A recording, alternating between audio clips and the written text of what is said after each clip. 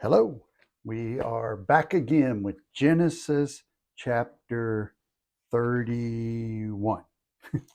uh, Genesis chapter 31 is a little long, but whenever you've married a couple of women, your father in law is trying to cheat you and get you to stay longer. It takes a while to tell that story. So we're going to jump right in. Like and share, let other people know about it. That's the best way to share this. You can join. We'll have some stuff coming up soon for the paid people, but otherwise, it just helps us keep this going and keeps the Word of God going out. So if you can spare it, by all means, let me know. Let me see where my collar's at because my bride will get mad at me if I'm on here looking silly. So let's jump in Genesis chapter 31, and I'm going to read from the New Living Translation. It says, "But Jacob soon learned that Laban's sons were grumbling about him. Jacob has robbed our father of everything," they said. "He has gained all his wealth at our father's expense." And Jacob began to notice a change in Laban's attitude towards him. Then the Lord said to Jacob, "Return to the land of your father and grandfather and to your relatives there, and I will be with you." So Jacob called Rachel and Leah out to the field where he was watching his flock. He said to them, "I have noticed that your father's attitude towards me has changed, but the God of my father has been with me. You know how hard I have worked for your father, but he has cheated me, changing my wages 10 times, but God has not allowed him to do me any harm. For if he said, 'The speckled animals will be your wages,' the whole flock began to produce speckled young. And when he changed his mind and said, 'The striped animals will be your wages,' then the whole flock produced striped young. In this way, God has taken your father's animals and given them to me." I really like that line too.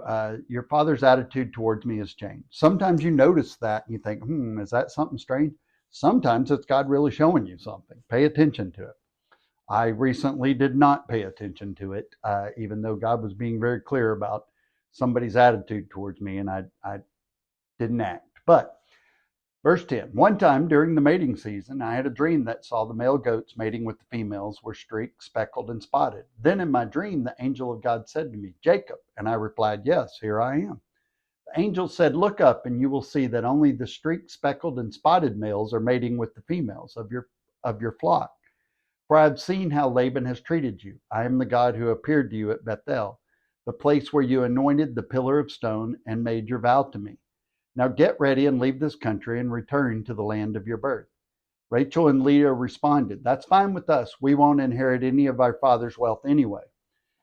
I love the fact they didn't really care because they weren't getting any money out of it. But he has reduced our rights to those of foreign women. And after he sold us, he wasted the money you paid him for us. All the wealth God has given you from our father legally belongs to us and our children. So go ahead and do whatever God has told you." So Jacob put his wives and children on camels, and he drove all his livestock in front of him. He packed all the belongings he had acquired in Paddan Aram and set out for the land of Canaan, where his father Isaac lived. At the time they left, Laban was some distance away shearing his sheep. Rachel stole her father's household idols and took them with her. Jacob outwitted Laban, the Aramean, for they had set out secretly and never told Laban they were leaving. So Jacob took all his possessions with him and crossed the Euphrates River, heading for the hill country of Gilead. 3 days later, Laban was told that Jacob had fled, so he gathered a group of his relatives and set out in hot pursuit. He caught up with Jacob 7 days later in the hill country of Gilead. But the previous night, God had appeared to Laban the Aramean in a dream and told him, "I'm warning you, leave Jacob alone." Can you imagine if God told you that and you went, "Yeah, but Laban caught up with Jacob as he camped in the hill country of Gilead, and he set up his camp not far from Jacob. "What do you mean by deceiving me like this?" Laban demanded. "How dare you drag my daughters away like prisoners of war? Why did you slip away secretly? Why did you deceive me, and why didn't you say you wanted to leave? I would have given you a farewell feast with singing and music accompanied by tambourines and harps." How many of us remember him saying, "Hey, I'm ready to go," like a long time ago? "Why didn't you let me kiss my daughters and grandchildren and tell them goodbye? You have acted very foolishly. I could destroy you, but the God of your father appeared to me last night and warned me, 'Leave Jacob alone.' I can understand your feeling that you must go and your intense longing for your father's home. But why have you stolen my gods?" "I rushed away because I was afraid," Jacob answered. "I thought you would take your daughters from me by force. But as for your gods, see if you can find them, and let the person who has taken them die. And if you find anything else that belongs to you, identify it before all these relatives of yours, and I will give it back." But Jacob did not know that Rachel had stolen the household idols. Another reason not to marry two wives is one of them might lie to you. Just some practical advice. Do with it what you want. Laban went first into Jacob's tent to search there, and then into Leah's, and then the tents of the two servant wives. But he found nothing. Finally, he went into Rachel's tent. But Rachel had taken the household idols and hidden them in her camel saddle, and now she was sitting on them. When Laban had thoroughly searched her tent without finding them, she said to her father, "Please, sir, forgive me if I don't get up for you. I am having my monthly period." So Laban continued his search, and he could not find his household idols. Then Jacob became very angry, and he challenged Laban. "What is my crime?" he demanded. "What have I done wrong to make you chase after me as though I were a criminal? You have rummaged through everything I own. Now show me what you found that belongs to you. Set it out here in front of us before our relatives for all to see. Let them judge between us. For 20 years I've been with you, caring for your flocks, and all that time your sheep and goats never miscarried. In all those years I've never used a single ram of yours for food. If any were attacked and killed by wild animals, I never showed you the carcass, and I asked you to reduce the count of your flock. No, I took the loss myself. You made me pay for every stolen animal, whether it was taken in broad daylight, or in the dark of night. That's another thing. If you've done everything God told you to do and somebody's cheating you, that's okay. Stay on God's side. Stay on the right side.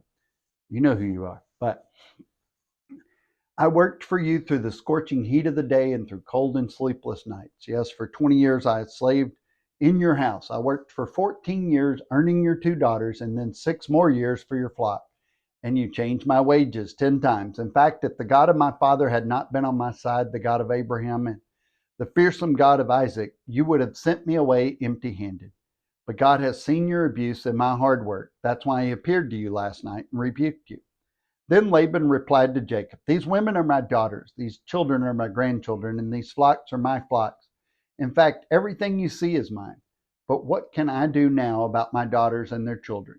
So come, let's make a covenant. You and I will be a witness to our commitment." So Jacob took a stone and set it up as a monument. Then he told his family members, "Gather some stones." So they gathered stones and piled them in a heap. Then Jacob and Laban sat down beside the pile of stones to eat a covenant meal. To commemorate the event, Laban called the place Yehar Sahadua, and Jacob called it Galeed. So when Laban declared, "The pile of stones will stand as a witness to remind us of the covenant we have made today," this explains why it was called Galeed, witness pile. But it was also called Mizpah, which means watchtower. For Laban said, "May the Lord keep watch between us and make sure that we keep this covenant when we were out of each other's sight. If you mistreat my daughters, or if you marry other wives, God will see it even if no one else does. He is a witness to this covenant between us. See this pile of stones," Laban continued, "and see this monument I have set between us. They stand between us as witnesses of our vows. I will never pass this pile of stones to harm you, and you must never pass this pile of stones or this monument to harm me. I call on the God of our ancestors, the God of our grandfather Abraham, and the God of our grandfather Nahor to serve as a judge between us."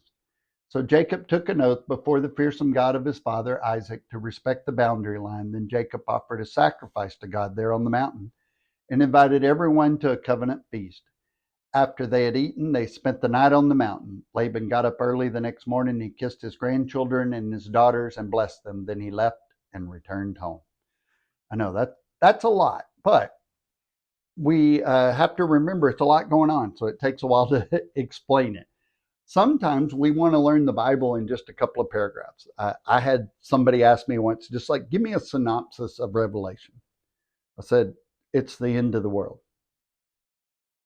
That's about the best I can encapsulate it. But in reading this, we learn that Jacob had a really similar life to Abraham. He was wandering around. The divisions and separations in our life from bad judgment, selfishness, or sin are normal.